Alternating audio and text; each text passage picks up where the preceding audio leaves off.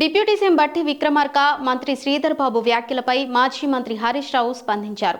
స్థాయిని తగ్గించుకునే విధంగా మాట్లాడారని విమర్శించారు. రాజకీయాలకు అనర్హుడిగా తనని విమర్శించడంపై తనదైన శైలిలో కౌంటర్ ఇచ్చారు. డిప్యూటీ సీఎం మాదిరి ఆర్థిక మంత్రిగా 20%, 30% కమిషన్లు తీసుకోవడంలో తాను అన్ఫిట్ అని ఎద్దేవా చేశారు. ఫైనాన్స్ డిపార్ట్ ముందు కాంట్రాక్టర్లు వచ్చి ధర్నా చేసిన చరిత్ర ఉందా అని ప్రశ్నించారు. చిన్న కాంట్రాక్టర్లు ఏనాడైనా ధర్నా చేశారా అన్నారు. మాజీ సర్పంచులు అరెస్టు అయిన సందర్భం ఏనాడైనా ఉందా అని అన్నారు. గౌరవం ఇచ్చిపుచ్చుకోవాలన్నారు. ఎవరు అన్ఫిట్ అంటూ డిప్యూటీ సీఎం భట్టిని ప్రశ్నించారు. రాష్ట్రంలో కొత్తగా ఏర్పాటు చేస్తున్నటువంటి థర్మల్ విద్యుత్ ఉత్పత్తి కేంద్రాల వెనుక 50,000 కోట్ల రూపాయల స్కామ్ను బీఆర్ఎస్ పార్టీ బయటపెట్టింది. అయితే ఈ విషయం మీద గౌరవనీయులు బట్టి విక్రమార్క గారు, శ్రీధర్ బాబు గారు ప్రెస్ మీట్ పెట్టారు. చాలా విషయాలు మాట్లాడినారు. సరే, ఒక అడుగు ముందుకేసి తమ స్థాయిని దించుకునే విధంగా నన్ను పట్టుకొని అన్ఫిట్ ఫర్ పాలిటిక్స్ అనేటువంటి మాట బట్టి విక్రమార్క గారు నన్ను ఉద్దేశించి మాట్లాడారు. సరే, బట్టి విక్రమార్క గారు అన్నట్టు నేను అన్ఫిటే కావచ్చు. దేంట్లో అన్ఫిట్? నీలాగా ఫైనాన్స్ డిపార్ట్మెంట్లో ఆర్థిక మంత్రిగా పనిచేసినప్పుడు 20%, 30% కమిషన్లు తీసుకోవడం నాకు రాలేదు. దాంట్లో నేను అన్ఫిటే. మీరు బాగా ఫిట్ ఇలా, ఎందుకంటే మీ ఫిట్నెస్ బయటపడ్డది కదా. ఫైనాన్స్ డిపార్ట్మెంట్ చరిత్రలో ఏ రోజు కూడా కాంట్రాక్టర్లు వచ్చి సెక్రటరియట్లో ఆర్థిక శాఖ కార్యాలయం ముందు ధర్నా చేసిన చరిత్ర ఏ రోజన్నా ఉందా? ఈ రాష్ట్ర చరిత్రలో మన ఊరు మనబడి బిల్లులు ఇవ్వండి అని కాంట్రాక్టర్లు ఫైనాన్స్ డిపార్ట్మెంట్ ముందు ధర్నా చేశారా? చిన్న కాంట్రాక్టర్లు ఎప్పుడైనా ఫైనాన్స్ డిపార్ట్మెంట్ ముందు గత చరిత్రలో ఏనాడైనా ధర్నా చేశారా? సర్పంచులు, మాజీ సర్పంచులు, మాజీ ఎంపీటీసీలు 10 సార్లు ధర్నాలు చేసి అరెస్టులైన చరిత్ర ఈ రాష్ట్రంలో ఎప్పుడైనా ఉందా? నోరు బారేసుకోవడం చాలా సులువు బట్టి గారు. Give respect and take respect. రాజకీయాల్లో ఫ్రస్ట్రేషన్లో నోరు జారితే మొదటికే మోసం వస్తుంది. సమాధానం ఉంటే చెప్పండి, లేదా మౌనంగా ఉండండి. నోరెందుకు బారేసుకుంటున్నారు? ఎవరు అన్ఫిట్? మా పాలనలో మా కేసీఆర్ గారు ప్రభుత్వం ఆనాడు కాంగ్రెస్ నుంచి బీఆర్ఎస్ అధికారంలోకి వచ్చినాడు. రాష్ట్రంలో పరిశ్రమలకు వారానికి 2 రోజులు పవర్ హాలిడే.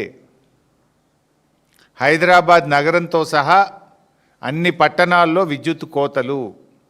గ్రామాల్లో అయితే పగటిపూట కరెంటే లేదు.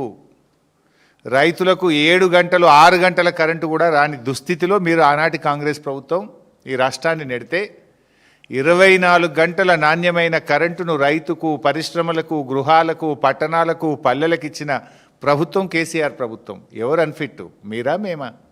Who is unfit? ఇవాళ స్కామ్ మీద మేము చెప్పాం. దాని మీద సమాధానం చెప్పారా?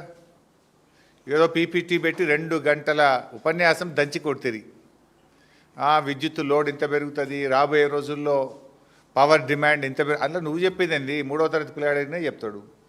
ప్రజలు పెరిగినా కొద్దీ, అవసరాలు పెరిగినా కొద్దీ, టెక్నాలజీ పెరిగినా కొద్దీ విద్యుత్ పెరుగుతూనే ఉంటుంది అవసరం. What is new in that? దానికి పెద్ద పీపీటీ ఎందుకు నువ్వు? ఇప్పుడు సింపుల్ క్యాబినెట్ మీటింగ్ తర్వాత స్వయంగా క్యాబినెట్ బ్రీఫింగ్లో మంత్రులే చెప్పారు, రాష్ట్రంలో రామగుండం, మక్తల్, పాల్వంచలో 3 థర్మల్ విద్యుత్ కేంద్రాలు నెలకొల్పుతాం. కావాలంటే వీడియో కూడా చూపిస్తాను, అక్కడ వీడియో కూడా ఉంది. క్యాబినెట్ బ్రీఫింగ్లో మీరే చెప్పారు. మొన్న మేము ప్రశ్నించగానే తత్త అంటారు.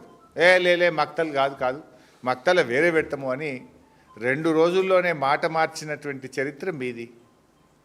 అట్లా క్యాబినెట్లో మాట్లాడిన దానికి, క్యాబినెట్ బ్రీఫింగ్లో చెప్పిన దానికి భిన్నంగా 2 రోజుల్లో ఉప ముఖ్యమంత్రి గారు, మంత్రి గారు ఆ పీపీటీ ప్రజెంటేషన్ తర్వాత విలేకరులు అడిగిన ప్రశ్నకు మాట దాటవేసిండ్రు. లేదు మక్తల్ అట్లా కాదు అని మాట మార్చిండ్రు. ఇంకో మాట మంత్రి గారు నిన్న ఏమంటాడు, ఇంక ఏడబై మేము టెండర్లే విలవపోతేమి, ఖర్చే పెట్టకపోతేమి, పైసలు ఖర్చు కాకముందే అవినీతి అయిందంటారా అంటుండు. మరి మీరు ఆనాడు కాళేశ్వరం ప్రాజెక్టులో 84,000 కోట్లు కూడా ఖర్చు కాకముందే 1,00,000 కోట్ల అవినీతి జరిగిందని మీ రాహుల్ గాంధీ నుంచి మొదలుకుంటే మీ దాకా గల్లీ గల్లీకి పోయి చెప్పింది కదా, ఇవాళకి కూడా చెప్తున్నారు కదా. ఖర్చు అయిందే 84,000 కోట్లు దాటపోతే 1,00,000 కోట్ల అవినీతి జరిగిందని ఆనాడు అడ్డగోలుగా మాట్లాడినందుకు ముందు క్షమాపణ చెప్పండి. ఇవాళ మేమన్నది 50,000 కోట్ల అవినీతికి మీరు శ్రీకారం చుట్టారు.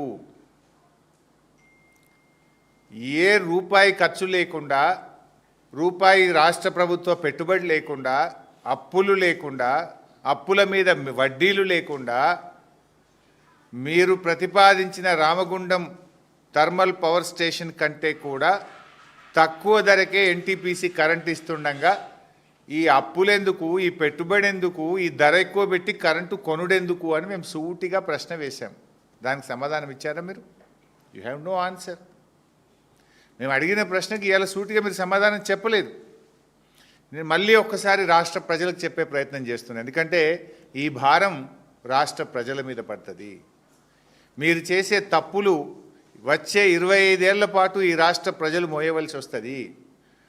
నువ్వు ఇవాళ ఉంటావు, రేపు పోతావు, నువ్వు పర్మనెంట్ కాదు. రాష్ట్రం పర్మనెంటు, ఈ రాష్ట్ర ప్రజలు పర్మనెంటు. నువ్వు చేసే అప్పు, నువ్వు చేసే తప్పుల భారం ఈ రాష్ట్ర ప్రజలు మోయవలసి వస్తుంది. నేను చెప్తున్నది డాక్యుమెంటల్ ఎవిడెన్స్తో చెప్తా ఉన్నా. మీరు ఆల్ పార్టీ మీటింగ్ పిలవండి, నేను వచ్చి ప్రూవ్ చేస్తా. చర్చకు రండి, లేదా మీరు పిలిస్తే నేను వస్తా. ఆధారాలతో సహా నేను రుజువు చేయడానికి సిద్ధం. నేను సొల్లు మాట్లాడతలేను, సూటిగా మాట్లాడుతున్నా. మీలాగా అన్ఫిట్ ఫర్ పాలిటిక్స్ అని వేక్ కామెంట్స్ అసలే చేయను.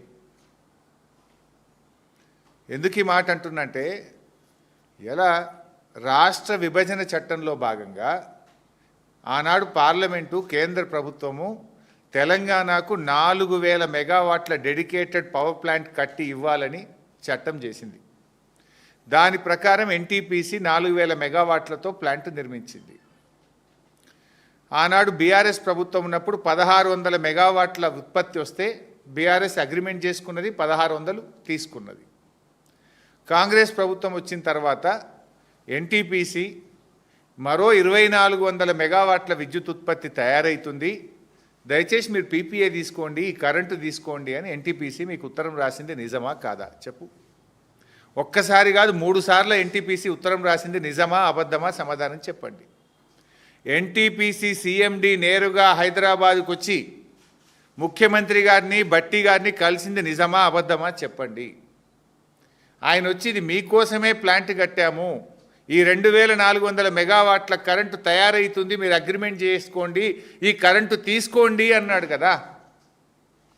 అంటే మీరేం చేసిండ్రు? 2,400లో 800 చాలు, ఈ 1,600 మెగావాట్లు మాకు అవసరం లేదు అన్నారు. అనడమే కాదు, రాష్ట్ర ముఖ్యమంత్రి రేవంత్ రెడ్డి అసెంబ్లీలో మాట్లాడుతూ బయట 5 రూపాయలకు 4 రూపాయలకే దొరుకుతుంది, మేమంతా గ్రీన్ ఎనర్జీ చేస్తాము, థర్మల్ పవర్ తగ్గిస్తాము అని ఆ రోజు చెప్పారు. ఇవి నేనేం ఉత్తగా చెప్తలేను.